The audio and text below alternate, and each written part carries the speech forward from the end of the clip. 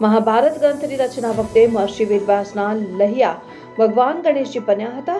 તેવી જ રીતે આજના આધુનિક યુગમાં પ્રજ્ઞાચક્ષુ વિદ્યાર્થીઓના લહિયા બનવાનું ઉત્તમ કામ વન વિઝન ગ્રુપના લોકો કરી રહ્યા છે. આ ગ્રુપના લોકો બાળકોને પરીક્ષા સહિત અન્ય કામોમાં પણ મદદરૂપ થાય છે અને હાલ બોર્ડની પરીક્ષા આવી રહી છે અને જો કોઈ વિદ્યાર્થીને રાઇટરની જરૂર પડે તો તેને રાઇટરની મદદ પૂરી પાડવામાં આવશે. ઈશ્વરે આપણને દરેકને ઘણી બધી શક્તિઓ આપી છે, જેના લીધે આપણું જીવન ઘણું સરળ બની ગયું છે. ઘણા મુશ્કેલ કામ પણ સરળતાથી પાર પાડી દઈએ છીએ, પરંતુ કેટલાક એવા લોકો હોય છે કે જેમની પાસે આપણે કદાચ જેની ગણના કરતા નથી તેવી શક્તિ પણ હોતી નથી અને તેમાંથી એક છે આંખો. આપણે આંખો વગર આપણા જીવનની કલ્પના પણ ન કરી શકીએ.